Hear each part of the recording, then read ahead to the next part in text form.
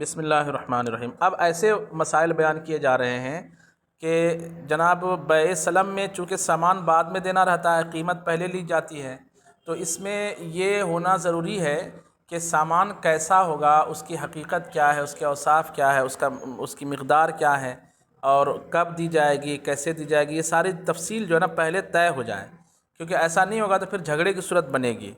تو چند چیزوں کے بارے میں یہاں پہ مثالوں کے ذریعے سے سمجھایا جا رہا ہے کہ ایسا ان چیزوں میں بیع سلم جائز ہے، ان چیزوں میں بیع سلم جائز نہیں ہے۔ جن چیزوں کے بارے میں کہیں گے کہ جائز نہیں ہے، اس میں غور کریں گے تو پتہ یہی چلے گا کہ اس میں جھگڑے کی نوبت بنتی ہے، بعد میں جو ہے نا وہ کمی بیشی اور چھوٹا بڑا اس طرح کی صورت بنتی ہے، اس لیے وہاں بیع سلم جائز نہیں ہوگی۔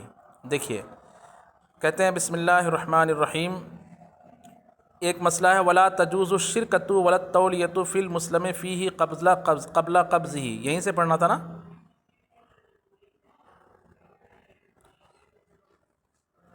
جی اوپر تو ہم نے سمجھا دیا تھا ولا یجوز التصرف فی راس المال، راس المال میں تصرف جائز نہیں ہوگا، اور نہ مسلم فی میں تصرف جائز ہوگا قبضہ کرنے سے پہلے۔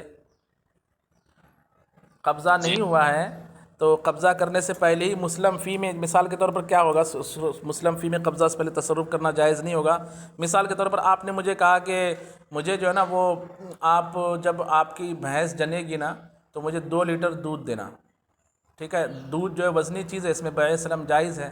تو بھینس بچہ جب دیتی ہے تو اس کا دودھ جو ہے گاڑھا ہوتا ہے، اس کو کھیرچا یا کون سا دودھ بولتے ہیں، تو وہ دودھ کے بارے میں آپ نے مجھے کہہ دیا، تو میں نے کہا کہ ٹھیک ہے 2 مہینے کے بعد میں آپ کو دودھ دوں گا 2 لیٹر، ٹھیک ہے؟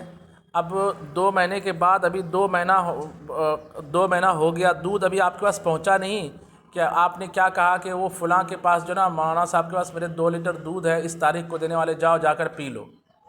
یعنی اس نے قبضہ نہیں کیا، آپ نے قبضہ نہیں کیا، قبضے سے پہلے اس میں تصرف کروا رہے ہیں، تو یہ جائز نہیں ہے۔ ہاں اگر اس کو اس طرح وکیل بنا کر بھیجا کہ میری طرف سے وکیل بن کر کے پہلے اس دودھ پر قبضہ کر لینا پھر اس کو پی لینا، تو یہ جائز ہے۔ سمجھ گئے بات کو؟ یا آپ نے موچی کو پیسے دیا کہ میرا جو ہے نا وہ یہ پیسے لے لو اور مجھے جو ہے نا چپل بنا کے دینا، اس طرح کی کوالٹی کا چپل ہونا چاہیے، یا خرید کر کے مجھے چپل دینا۔ اب چپل پر آپ نے قبضہ کیا نہیں، اس نے کہا ٹھیک ہے 2 مہینے کے بعد اس طرح کا مال آنے والا ہے، میں آپ کو وہ مال دے دوں گا 2 مہینے کے بعد۔ 2 مہینہ ہو گیا، جب وہ چپل اس کے پاس آ گئی تو آپ نے اسی کو کہا کہ ایک کام کرو جناب وہ چپل جو ہے نا فلاں کو دے دو، تو یہ نہیں چلے گا۔ یعنی میری طرف سے اس کو صدقہ کر دو، تو میری طرف سے اس کو گفٹ کر دو، تو میری طرف سے اس کو فلاں کو دے دو، اس طرح نہیں چلے گا۔ ہاں آپ کی طرف سے کوئی وکیل بن جائے، پھر وکیل اس پر قبضہ کر لے، پھر جو چاہے کرے، تو قبضہ کرنا ضروری ہے، تصرف کرنا ہے تو مسلم فی پر قبضہ ضروری ہے۔ یہ مسئلہ ہم نے پہلے سمجھایا۔ آج کے اس میں ہے ولا تجوز الشرکۃ ولا التولیۃ فی المسلم فیہ قبل قبضہ، قبضہ سے پہلے مسلم فی میں نہ تو تولیہ جائز ہے نہ شرکت جائز ہے۔ مطلب کیا؟ ابھی مسلم فی آپ کے ہاتھ آئی نہیں، آپ نے کہا کہ جناب میں 2 مہینے کے بعد جو نا میرے پاس اتنا مال فلاں جگہ سے آنے والا ہے، تو آپ چاہیں تو اس میں پارٹنرشپ کر لیجیے ابھی سے، اور ابھی سے آپ نے اس میں پارٹنرشپ کے پیسے لے لیے، یہ جائز نہیں ہے۔ کیوں؟ کیونکہ ابھی وہ سامان آپ کے پاس آیا ہی نہیں، وہ پہنچے گا نہیں پہنچے گا، ہلاک ہو جائے گا، اس میں کچھ گڑبڑی ہو جائے گی، اس میں کچھ کمی بیشی ہوگی، بہت ساری صورتیں نزاع کی صورت بنے گی۔ اس لیے جو ہے جب تک وہ سامان آپ کے پاس نہ آ جائے اس سے پہلے اس میں کسی اور کو پارٹنر بنانا صحیح نہیں۔ ولا تجوز الشرکۃ، اور شرکت جائز نہیں ہے، ولا التولیہ، اور تولیہ بھی جائز نہیں ہے۔ تولیہ کس کو کہتے ہیں؟ اسی قیمت میں دوسرے کو بیچ دینا۔ کیسے؟ آپ نے مجھے آرڈر دیا تھا کہ مجھے فلاں سامان چاہیے، فلاں تیل چاہیے 1 ڈبہ، میں نے کہا ٹھیک ہے 10 دن کے بعد میں لا کے دوں گا، پیسے دے دو، آپ نے پیسے دے دیے۔ اب اس کے بعد آپ کیا کہہ رہے ہو کہ جناب میں نے جتنے میں لیا تھا نا اتنے میں آپ ہی لے لو اس کو، یہ نہیں چلے گا۔ کب چلے گا یہ؟ کہ جب پہلے آپ اس کو اپنے قبضے میں لے لو پھر تولیہ کرو، اس سے پہلے تولیہ جائز نہیں۔ یا دوسرے کو آپ کہہ رہے ہیں کہ دیکھو میں نے اس سے 1500 روپے میں لیا ہے ڈبہ، تو آپ ایک کام کیجیے مجھے 1500 روپے دے دیجیے، جب وہ ڈبہ لائیں گا تو آپ لے لینا۔ آپ نے اس سے پہلے ہی 1500 روپے لے لیا، یعنی اس کو وہ ڈبہ بیچ دیا، حالانکہ وہ ڈبہ اب تک پہنچا ہی نہیں ہے، یہ جائز نہیں ہے۔ سمجھ گئے بات کو کہ نہیں سمجھے؟ جی سمجھ گئے۔ کہتے ولا تجوز الشرکۃ ولا التولیۃ فی المسلم فیہ قبل قبضہ، مسلم فی میں قبضے سے پہلے شرکت اور تولیہ جائز نہیں۔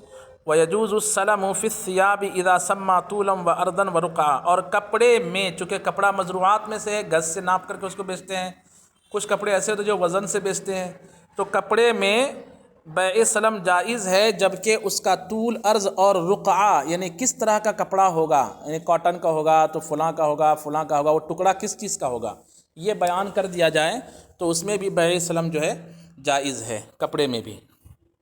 اس زمانے پہلے زمانے میں کپڑے میں جھگڑے کی صورت رہتی تھی، کیونکہ ہر کپڑا بنانے والا اپنے اپنے طریقے سے جو ہے نا کپڑا بناتا تھا۔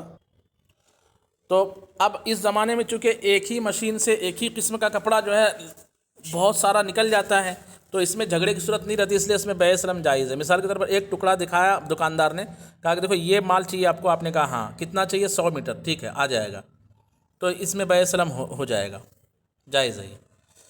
وَيَجُوزُ السَّلَمُ فِي الثِّيَابِ إِذَا سَمَّى طُولًا وَعَرْضًا وَرُقًّا وَلَا يَجُوزُ السَّلَمُ فِي الْجَوَاهِرِ وَلَا فِي الْخَرَزِ۔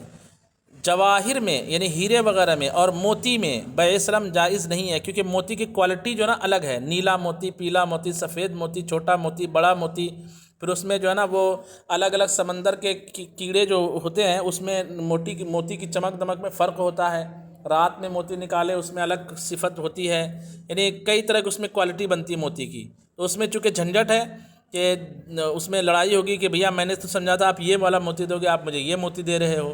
ایسے ہی جواہرات میں جو ہے کسی کے 6 کونے ہوتے ہیں، کسی کے 3 کونے ہوتے ہیں، کوئی چوکور ہوتا ہے، کسی کی کوالٹی زیادہ صاف ہوتی ہے، مطلب کلیئرٹی اس میں زیادہ ہوتی ہے، کسی کی کم ہوتی ہے، رنگ میں فرق ہوتا ہے، تو اس میں اس لیے جواہر میں اور موتیوں میں بیع سلم جائز نہیں ہے۔ یعنی یہ کہنا کہ مجھے 4 جو ہے نا موتی آپ جو ہے نا دینا، پیسے ابھی لے لو، یہ جائز نہیں ہے۔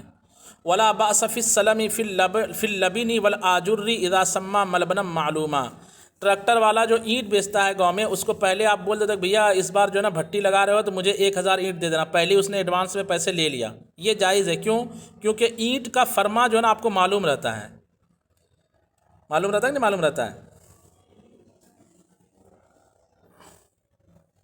جی معلوم رہتا ہے۔ اور ایسا گاؤں میں خریدتے بیچتے بھی لوگ اس طرح کرتے بھی ہیں، تو یہ جائز ہے۔ کہتے ہیں ولا باس، اور کوئی حرج نہیں ہے، فی السلم سلم کرنے میں، فی اللبن اینٹ میں یعنی کچی اینٹ میں، والآجر اور پکی اینٹ میں، کب اذا سما ملبنا معلوما، جبکہ معلوم فرما مقرر کر لیا جائے۔ ملبن کہتے ہیں جس سے اینٹ بناتے ہیں نا، وہ جس میں مٹی ڈالتے ہیں، دیکھیں ڈبے جیسا جو رہتا ہے اس کو ہاں مطلب اس کو فرما بولتے ہیں، قالب بولتے ہیں اس کو، تو فرما معلوم کر لیا جائے تو جائز ہے۔ آج کل کیا ہوتا ہے کہ وہ بول دیتے ہیں کہ بھیا میرے کو اتنے انچ والا 5 انچ والا اینٹ چاہیے، اتنا 2 انچ موٹائی والا چاہیے، 4 انچ والا اینٹ چاہیے، اینٹ کی جو ہے نا سائز کے حساب سے آج کل تعین ہو جاتی ہے، تو یہ جائز ہے۔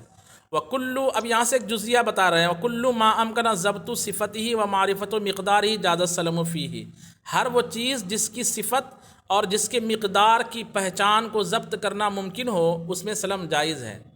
صفت کو ضبط کرنا ممکن ہو، اس کی مقدار کی معرفت ممکن ہو، اس میں سلم جائز ہے، اور جس میں جھگڑے کی صورت بنے اس میں سلم جائز نہیں ہے۔ آپ نے کہا مجھے 2 کلو آم دینا جب آپ کے درخت میں پھل لگ جائیں گے، یہ جائز نہیں ہے۔ کیوں؟ کیونکہ آم کچا پکا، چھوٹا بڑا، اچھا برا، ردی گھٹیا سب ہوتا ہے، اس میں بیع سلم جائز نہیں ہے۔ اخروٹ دینا پکنے کے بعد 2 کلو، یہ جائز ہے۔ کیوں؟ کیونکہ اخروٹ کے جو دانے ہوتے ہیں نا وہ برابر ہوتے ہیں۔ مرغی، آپ کی مرغی جو ہے نا کب انڈا دے گی؟ کہا بھیا 10 دن کے بعد وہ صورت ہو سکتی ہے، اور میں یعنی یہ طے نہ کرے کہ مجھے فلاں مرغی کا ہی چاہیے، بس مجھے 10 دیسی انڈے چاہیے، ٹھیک ہے میں دے دوں گا، پیسے لاؤ۔ پیسے آپ نے لے لیے 200 روپے 20 روپے کے حساب سے، 10 انڈے آپ نے لا کے دے دیے، تو انڈے میں جھگڑے کی نوبت نہیں بنتی ہے کہ عام طور پر جو ہوتا ہے۔ ہاں اگر کوئی اس طرح رہے کنجڑی آدمی کے چن چن کے چھوٹے چھوٹے انڈے دے دے تو ایک الگ مسئلہ ہے، تو اس میں بولتے وقت یہ کر دے کہ بھیا میرے کو مناسب انڈا دینا ہے، چھوٹا بڑا مکس رہنا چاہیے، ایسا نہیں کہ پھر چھوٹے چھوٹے انڈے ہوں، تو اس میں بیع سلم جائز ہے۔ وَيَجُوزُ بَيْعُ الْكَلْبِ وَالْفَهْدِ وَالسِّبَاعِ وَالْبَازِ، یہاں سے جو ہے نا متفرق کچھ الگ سے مسائل بیان کیے جا رہے ہیں جس کا تعلق بیع سے ہے اور جس میں کچھ اختلاف بھی ہے۔ حرام جانور جو انسان اپنے استعمال میں کسی فائدے کے تحت لاتے ہیں، جیسے کتا جو ہے رکھوالی کے لیے ہوتا ہے، ایسے ہی جو چیتا اس زمانے میں پالتے تھے لوگ شکار کرنے کے لیے، اور باز پالتے تھے لوگ جو ہے جانوروں کا شکار کرنے کے لیے، جیسے کبوتر کا شکار کرنا ہے یا اڑتے ہوئے پرندے کو قبضے میں لانا ہے تو باز کی ٹریننگ ہوتی تھی۔ ایسی اور دوسرے درندے جانور ہوتے تھے جو حرام ہے کھانا جس کا گوشت، لیکن اس کو جو ہے نا سکھا کر کے، وہ جو قرآن پاک میں ہے کہ معلم جن جانوروں کو کہا جاتا ہے معلمین، یعنی وہ جانور جن کو سکھایا جائے شکار کرنے کے لیے کہ 3 مرتبہ وہ شکار کرے تو شکار کو مارے نہیں اپنے کھانے کے لیے بلکہ مالک کے لیے مار کے چھوڑ دے، تو اگر اس کو بسم اللہ کر کے جو ہے کتے کو آپ نے چھوڑا ہرن پر مثال کے طور پر، ابھی حالانکہ ہرن اپنے یہاں پہ اس کو مارنا قانوناً جرم ہے، یعنی کوئی بھی جیسے مثال کے طور پر کوئی پرندہ بیٹھا ہوا ہے، اس کو شکار کرنے کے لیے آپ نے کتے کو ٹرین کیا، کتے نے جھپٹ کر کے اس کی گردن پکڑ لی اور اس میں مر بھی گیا اگر، تو اگر بسم اللہ پڑھ کے کتے کو چھوڑا ہے تو وہ مردار نہیں ہے، اس کا کھانا حلال ہوگا۔ یہ مسئلہ جو ہے قرآن پاک میں بھی موجود ہے، اس کی فقہی تمام صورتیں جو ہیں آپ فقہ کی کتابوں میں پڑھ لیں گے۔ تو اس طرح کے جانور جس کو لوگ استعمال کرتے ہیں لیکن گوشت کھانا حرام ہے، اس کی بیع ہوگی کیا؟ تو امام شافعی فرماتے ہیں کہ چونکہ اس کا کھانا حرام ہے وہ مال نہیں ہے۔ ہم یہ کہتے ہیں کہ گوشت کھانا حرام ہے لیکن اس کے فائدے دوسرے ہیں، اس اعتبار سے اس کی بیع جائز ہوگی۔ وَيَجُوزُ بَيْعُ الْكَلْبِ وَالْفَهْدِ وَالسِّبَاعِ وَالْبَازِ، کتے کی بیع، چیتے کی بیع، درندے جانور کی بیع، اور بعض شکرا جو جانور ہوتے ہیں، پرندے شکاری پرندے، اس کو بازی کہیں گے، اس سب کی بیع جائز ہے۔ ولا يجوز بیع الخمر والخنزیر، لیکن شراب اور خنزیر کو بیچنا جائز نہیں ہے، شراب اور خنزیر کو بیچنا جائز نہیں ہے۔ تو اگر مثال کے طور پر جو ہے کسی نے ایک مکان خریدا اور اس میں جو ہے 1,00,000 روپے کی شراب کی بوتلیں پڑی ہوئی ہے، کوئی ڈھابا خریدا اس میں 5,00,000 کی شراب کی بوتل پڑی ہوئی ہے، اس کا کیا کرے گا؟ تو اس کے لیے جو ہے نا ابھی یہ آن ریکارڈ چل رہا ہے، تو مفتیان کرام سے رابطہ کرے، اس کا کیا کرے گا؟ اس کو بیچ کر کے پیسہ حاصل کر سکتا ہے کہ نہیں کر سکتا ہے؟ چلے اس میں کافی صورتیں نکلتی ہیں۔ ولا يجوز بیع دود القز الا ان يكون مع القز، ریشم جو یہ اڑیسہ دھام نگر کی طرف میں جو ہے نا ریشم کا کیڑا ہوتا ہے، ایسی شہد کی مکھی ہوتی ہے، اس کو بیچتے خریدتے ہیں، معلوم ہے آپ لوگوں کو؟ یہ یو پی کے کچھ علاقے میں جہاں شہد کی پیداوار ہوتی ہے، جیسے یہ اپنا مہاراشٹر شریف وغیرہ کے علاقے میں جو ہے ایسی ادھر دھام نگر شریف کی طرف جو ہے نا جگدل پور، ایک جگہ کا نام ہے جگدل پور اڑیسہ کی طرف میں، وہاں پر جو ہے نا ریشم کی کیڑے کی جو ہے نا خرید و فروخت ہوتی ہے، جو درخت پر چھوڑا جاتا ہے اس سے ریشم بنتے ہیں، اس میں رانی کیڑا ہوتی ہے کیڑا بولیے، کیڑی بولیے، جو بھی بولیے، تو اس کی بھی بیع ہوتی ہے۔ تو کیڑا تو ایک اس کا کوئی استعمال نہیں ہے، لیکن اس سے جو ہے نا ریشم بنتا ہے، ایسی شہد کی مکھی شہد بناتی ہے، اس کو خرید و فروخت کر سکتے ہیں۔ تو دیکھیے تابع کر کے اس کو خرید و فروخت کر سکتے ہیں، یعنی ڈائریکٹ کیڑا نہ خریدے بلکہ ریشم کے ساتھ خریدے، کیڑا آ جائے، ٹھیک ہے، ایسی شہد کا وہ چھتا خریدے، اس کے ساتھ شہد آ جائے تو چلے گا، شہد کی مکھی آ جائے تو چلے گا۔ کہتے ہیں ولا يجوز بیع دود القز الا ان يكون مع القز، اور ریشم کے کیڑے کی بیع جائز نہیں ہے مگر یہ کہ ریشم کے ساتھ ہو۔ قزن کا معنی ہوتا ہے ریشم، ریشم سمجھتے ہیں نا، جس کو سلک کہتے ہیں اسی کو ریشم کہتے ہیں۔ ولا النحل الا مع الكوارات، اور شہد کی مکھی کی بیع مگر چھتے کے ساتھ۔ کوارات، کوارتن کی جمع ہے جس کا معنی ہوتا ہے چھتا۔ تو شہد کی مکھی جو بیچی خریدی جاتی ہے ڈائریکٹ، یہ جائز نہیں ہے، اس میں صورت جواز کی یہ ہے کہ چھتے کے ساتھ اس کو بیچ دیا جائے۔ اچھا، یہاں تک جو ہے پھر ایک اور مسئلہ بیان کیا جا رہا ہے، کہتے ہیں اہل الذمۃ فی البیاعات کالمسلمین الا فی الخمر والخنزیر خاصہ، اگر دارالاسلام ہے اور وہاں کافر جو ہے اہل ذمی کے طور پر رہ رہے ہیں، تو خرید و فروخت کے سارے قانون جو ہے جیسے مسلمان کے لیے ہوں گے ویسے ہی کافر کے لیے ہوں گے، ٹھیک ہے، یعنی دنیاوی معاملات میں سارے احکام مسلم کے کافر کے برابر ہوں گے۔ اہل الذمۃ فی البیاعات کالمسلمین، بیع میں یعنی خرید و فروخت کی صورتوں میں اہل ذمہ یعنی ذمی جو کافر ہے وہ بالکل مسلمان کی طرح ہے، یعنی ایسا نہیں کہ کافر کے لیے بیع سلم میں کچھ اور شرط، مسلم کے لیے الگ، کافر کے لیے جو ہے خیار شرط 2 دن، مسلم کے لیے 3 دن، کافر کے لیے خیار رویت نہیں، مسلم کے لیے ہے، ایسا کچھ نہیں ہے۔ جو احکام مسلم کے لیے وہی احکام جو ہے اہل ذمی کے لیے، لیکن اہل ذمہ کے لیے، لیکن الا فی الخمر والخنزیر، مگر خمر و خنزیر میں مسلمان اور کافر میں فرق ہوگا کہ اہل ذمی آپس میں بیچیں تو شرعی ان کے اعتبار سے جو ہے ان کی بیع کو لاگو مانا جائے گا، لیکن مسلمان شراب بیچے یا خریدے تو کہا جائے گا تو مالک ہی نہیں ہوا، بیچ کر کے اس پیسے کا مالک نہیں ہوا، خرید کر کے اس چیز کا مالک نہیں ہوا۔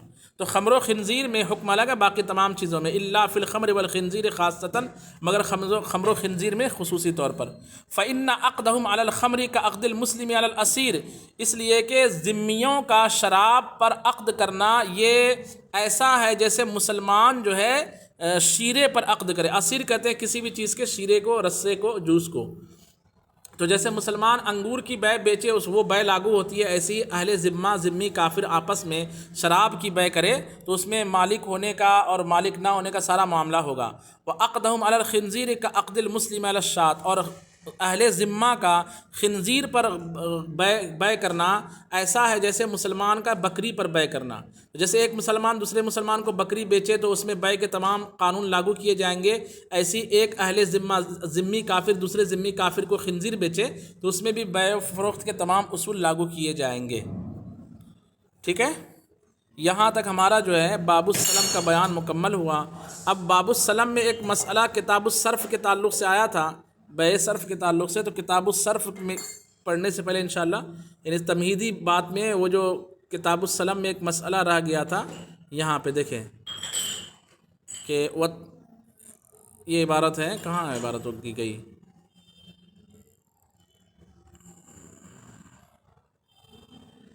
اچھا نہیں، اس میں تھی، کیا نام ہے، ربا کے بیان میں غالباً ایک عبارت گئی تھی نا،